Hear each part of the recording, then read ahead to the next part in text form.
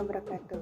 Perkenalkan, kami dari kelompok 2. Pada kesempatan kali ini, kami akan mempresentasikan tentang identitas nasional dan integrasi nasional. Muhammad Hatta pernah berkata, lebih dari 300 tahun kita didominasi oleh Belanda. Namun, hal itu tidak menghancurkan budaya kita. Dalam 30 tahun ini kita lepas dari dominasi itu. Budaya kita dalam kondisi yang krisis. Dari kutipan ucapan itu dapat disimpulkan bahwa Indonesia benar-benar telah kehilangan identitas nasional. Bahkan selama hampir 3,5 abad, negara ini dijajah dan dipegang oleh Belanda. Namun budaya nasional tidak hilang dari Indonesia. Di era global ini banyak budaya asing yang masuk ke dalam Indonesia, yang bahkan hampir memusnahkan budaya asli kita. Perubahannya hampir dirasakan oleh seluruh masyarakat, bahkan tanpa kita sadari telah terpengaruhi oleh budaya luar. Dilihat dari perspektif kebangsaan, kondisi Indonesia saat ini sangat memprihatinkan. Bangsa Indonesia yang dulu dikenal sebagai Hetzeste Volksstaat, kini mengalami krisis identitas, krisis moral, lunturnya nilai budaya, sopan santun dalam bersikap dan perbuatan, solidaritas, serta integrasi nasional. Kepercayaan antar sesama pun sudah menghilang menjadi rasa saling mewaspadai. Pelestarian budaya dari multidimensi sangat penting mengingat komitmen kita sebagai bangsa Indonesia yang berpedoman pada Pancasila dan Undang-Undang Dasar 1945. Identitas nasional. Identitas berasal dari kata identity yang berarti ciri, sifat khas jati diri pada seseorang atau sesuatu yang dapat membedakannya dengan hal lainnya.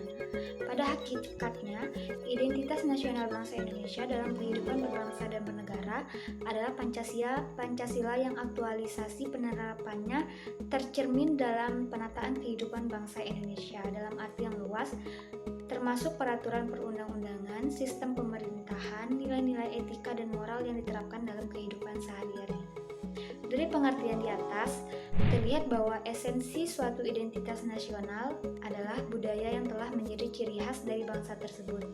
Suatu budaya dapat berproses menjadi ciri khas yang dimaksud tentunya harus memenuhi kriteria tertentu dan disepakati bersama oleh semua unsur masyarakat yang heterogen sifatnya. Dalam identitas nasional, tentu tidak terlepas dari beberapa indikator yang mempengaruhi integritas bangsa. Kategorinya yang antara lain sejarah, kebudayaan, suku bangsa, agama, bahasa, serta letak geografisnya. Suatu identitas nasional terbentuk dari adanya nasionalisme. Ada beberapa paham identitas nasional, yaitu yang pertama patriotisme. Patriotisme artinya kecintaan atau pengabdian terhadap negara. Patriotisme erat kaitannya dengan nasionalisme. Walaupun nasionalisme tidak mesti menjadi bagian dari inheren patriotisme. Yang kedua, nasionalisme. Nasionalisme adalah suatu paham yang menciptakan dan mempertahankan kedaulatan sebuah negara. Nasionalisme merupakan konsep identitas bersama untuk sekelompok manusia. Unsur utama nasionalisme adalah le désir d'être ensemble atau kemauan untuk bersatu. Ini menunjukkan bahwa nasionalisme menjadi cita-cita masyarakat yang sah. Yang terakhir, chauvinisme. Chauvinisme merupakan rasa patriotisme dan keyakinan akan superioritas dan kejayaan suatu bangsa yang lebih dari bangsa yang lain. Pengertian ini kemudian diperluas, memasukkan partisipan yang ekstrim dan tidak rasional atas nama kelompok anggota kelompoknya yang diwujudkan dengan kekerasan dan kebencian terhadap kelompok lawan. Selanjutnya ada integrasi nasional. Menurut Safruddin Bahar, integrasi nasional adalah upaya menyatukan seluruh unsur suatu bangsa dengan pemerintah dan wilayahnya. Menurut Howard Wiggins, ada beberapa faktor yang menentukan karakter integrasi nasional, antara lain yaitu adanya ancaman dari luar. Kedua, gaya politik kepemimpinan yang diterapkan. Ketiga, kekuatan lembaga-lembaga politik. Keempat, ideologi nasional. Dan yang terakhir, kesempatan pembangunan ekonomi. Maka dari itu, proses integrasi ini dipengaruhi oleh dua faktor, yaitu ada faktor eksternal dan faktor internal dalam suatu masyarakat. Suatu masyarakat dapat dikatakan terintegrasi apabila masyarakat itu dapat menemukan dan menyepakati nilai-nilai fundamental yang dapat dijadikan sebagai rujukan bersama. Selanjutnya, masyarakat ini terhimpun dalam unit sosial dan sekaligus memiliki cross-cutting affiliation sehingga menghasilkan cross-cutting loyalty. Selanjutnya, masyarakat itu berada di atas saling ketergantungan di antara unit-unit sosial yang terhimpun di dalamnya dalam pemenuhan kebutuhan ekonomi. Integrasi nasional memiliki peran yang sangat penting bagi Indonesia yang merupakan negara bermasyarakat plural. Artinya, masyarakat yang memiliki keragaman dari suku bangsa, agama, budaya, serta adat istiadat. Tetapi, keragaman ini dapat berpotensi terjadinya konflik. Konflik dalam masyarakat plural ini disebabkan oleh banyak hal. Salah satunya dapat terjadi karena adanya perbedaan pandangan. Menurut Fisher, ada beberapa tahapan dalam pengelolaan konflik. Yang pertama, pencegahan konflik merupakan upaya untuk mencegah timbulnya konflik yang keras. Kedua, penyelesaian konflik yang bertujuan mengakhiri perilaku kekerasan melalui suatu persetujuan perdamaian. Ketiga, pengelolaan konflik bertujuan membatasi dan menghindari kekerasan dengan mendorong perubahan perilaku pihak-pihak yang terlibat ke arah yang positif. Keempat, resolusi konflik, menangani sebab-sebab konflik dan berusaha membangun hubungan baru yang bisa tahan lama antara pihak-pihak yang bersengketa. Yang terakhir, transformasi konflik, mengatasi sumber-sumber konflik sosial dan politik yang lebih luas dan berusaha mengubah kekuatan negatif dari peperangan menjadi kekuatan sosial dan politik yang positif.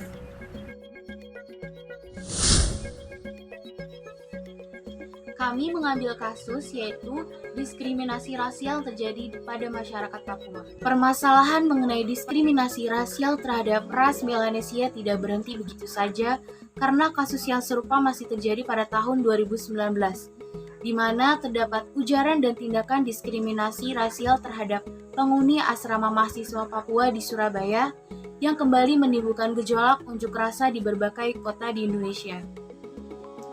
Hal ini membuat dunia internasional mempertanyakan usaha pemerintah Indonesia dalam mengatasi diskriminasi rasial. Hal ini bermula pada hari Kamis tanggal 15 Agustus 2019, sejumlah mahasiswa Papua berencana melakukan demo di depan Balai Kota Malang. Mereka tergabung dalam Aliansi Mahasiswa Papua atau AMP dan Front Rakyat West Papua di Malang. Demo itu sendiri dimaksudkan dalam rangka memperingati 57 tahun Perjanjian New York, dengan tema Amerika Serikat harus bertanggung jawab atas perjanjian di West Papua. Sehari kemudian pada tanggal 16 Agustus 2019 dan di kota yang berbeda, gesekan terjadi, ketegangan terjadi antara warga dan mahasiswa. Lantas terjadi juga di Surabaya pada Jumat 16 Agustus 2019.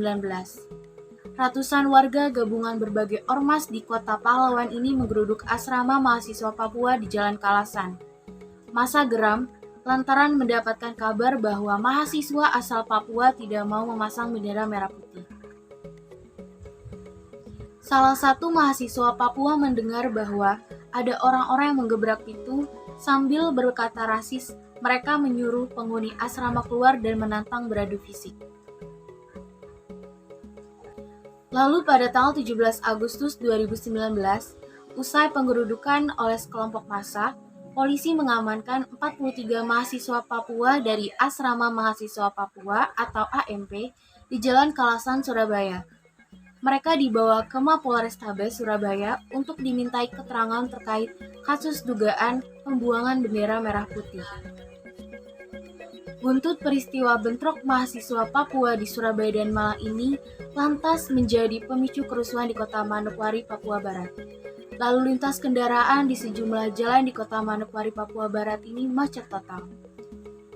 Sejumlah ruas jalan di Manokwari, terutama di Jalan Yosudarso, diblokade massa. Aktivitas masyarakat maupun arus lalu lintas lumpuh.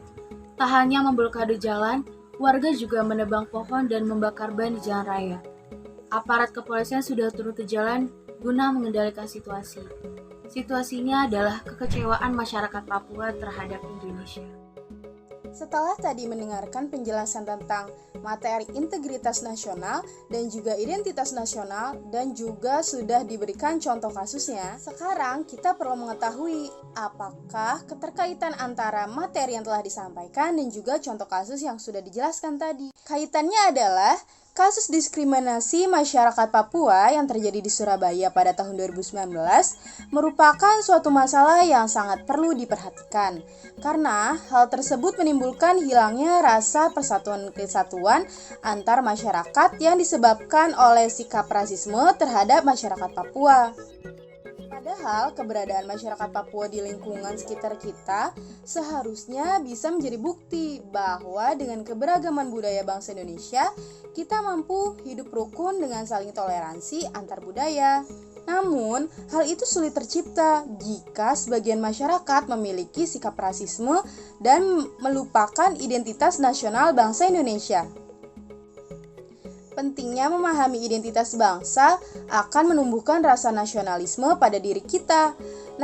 Nasionalisme adalah suatu paham yang menciptakan dan mempertahankan kedaulatan sebuah negara dengan mewujudkan satu konsep identitas bersama untuk sekelompok manusia yang mempunyai tujuan atau cita-cita yang sama dalam mewujudkan kepentingan nasional. Nasionalisme juga merupakan rasa ingin mempertahankan negaranya, baik dari internal maupun eksternal.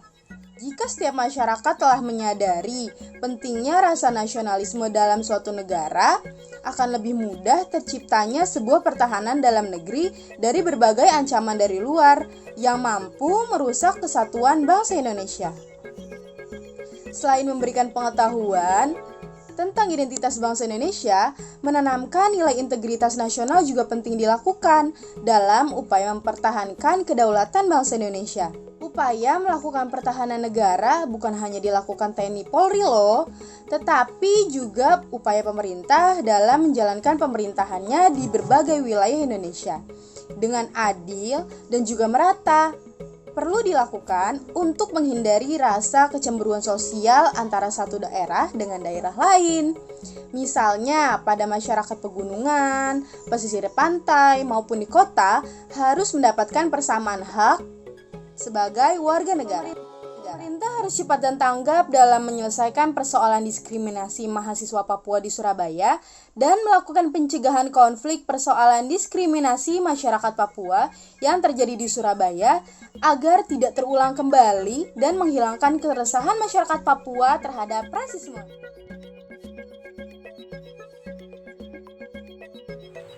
Negara Indonesia adalah negara yang penuh dengan identitas dan integrasi nasional. Identitas Indonesia merupakan jati diri dari suatu negara tersebut. Indonesia memiliki 3 identitas yang terkenal, yaitu patriotisme, nasionalisme, dan chauvinisme. Identitas ini selalu dipegang teguh hingga saat ini. Integrasi nasional adalah upaya menyatukan seluruh unsur suatu bangsa dengan pemerintah dan wilayahnya. Pembentukan integrasi nasional ini ada karena adanya ancaman dari luar berupa gaya politik kepemimpinan yang diterapkan, kekuatan lembaga-lembaga politik, ideologi nasional, kesempatan pembangunan